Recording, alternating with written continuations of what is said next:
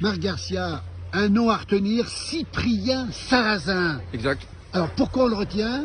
On le retient. Alors Philippe, le week-end, là ce qui s'est passé à Bormio, qui fait partie avec Kisbul en Italie, Bormio, dans les Dolomites, là-bas au fin fond de l'Italie. Il gagne la descente. Ouais, il gagne la descente. Une course exceptionnelle. J'ai eu Christophe Sayoni, son coach, Cyprien Sarrazin, qui bat Odermatt. Il bat Odermatt, c'est le meilleur du monde. Il le bat. Il le bat. Alors, il paraît que Bormio, c'est une des pistes les plus difficiles du circuit. Avec Kisbul, les deux grandes, on va dire, les deux grandes, Kisbul et Bormio. Piste très très compliquée, il n'y avait pas beaucoup de neige, de la neige injectée, de la neige glacée, verglacée, les conditions de course, 150 km/h de pointe. Alors, on peut dire que c'est un exploit hors du commun, on en a beaucoup parlé dans les médias. Ouais. Mais ce petit gars qui vient des Hauts-de-Seine, c'est ça, il y a du dévolu. Oui, il y a des super dévolus. Son papa était moniteur de ski, un super dévolu. Là-bas, une petite station qui avait été construite à l'époque par les eaux de Marseille. Et donc, il était toujours derrière lui, voilà, il skiait avec sa technique. Alors, énormément d'élasticité. Alors, ça paraît bizarre ce que je dis. C'est un type avec énormément d'élasticité, très souple, grande technicité. Il est capable de faire quasiment toutes les disciplines, Cyprien. Et là. Alors, Marc, une question quand même. On le connaissait pas beaucoup. Il avait fait une victoire en 2016, c'est ça, en combiné. Oui, en parallèle, je crois. Comment ça se fait? Il a 29 ans. Oui, il a 29 ans. Alors, ça c'est. Alors, déjà en descente, il faut de l'expérience. Il faut des années pour maîtriser toutes les pistes. Parce que ces pistes-là, tous les ans, ils les ont. Ça demande de l'expérience, ça demande du vécu, ça demande ce qu'on appelle du kilomètre. Des kilomètres de ski. Il est doué, il s'est souvent blessé.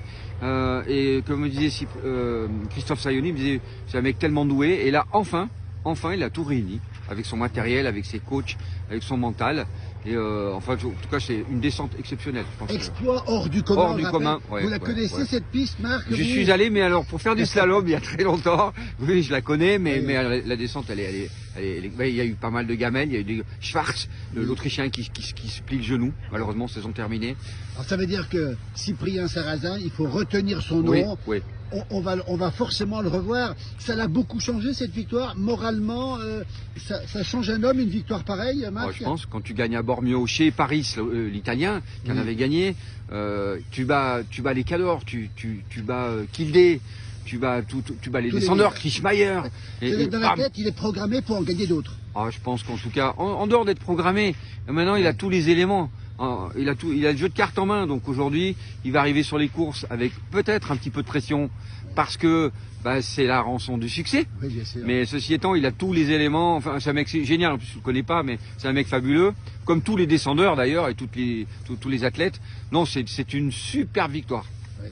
Ça veut dire qu'il est rentré dans l'histoire. Il y a eu quoi? Il y a eu une dizaine de skieurs qui ont gagné des descentes en France. Il y en a très peu. Il n'y en a pas beaucoup. Et il y a Luc Alphand. Qui avait gagné à Bormio d'ailleurs. Qui était le dernier à avoir gagné à Bormio. À Bormio, oui. Ouais, donc c'est très rare ces victoires. Et le dernier à avoir gagné une descente, c'était Adrien Théo. C'était il y a quoi, 9 ans, 10 ans? Je crois que c'est en 2016 de mémoire. Oui, c'est ça, oui. Ouais. Donc ça veut dire que cette victoire de Cyprien Sarrazin en descente, c'est vraiment une très bonne nouvelle pour le ski français. Oui, on va même, là pour le coup, on va parler des descendeurs, Philippe. On parle, le groupe descente est homogène. On a vu Nils Allègre, on a vu Mathieu Bellet, on a vu le fils de Luc Alphand, Nils, qui fait 9e en partant loin derrière. Une belle équipe de descente, ils sont bien préparés cette année, ils sont sereins. Et c'est important. Puis la victoire, évidemment, que ça engendre. Et puis la descente, Marc Garcia, c'est la Rolls-Royce des épreuves de ski.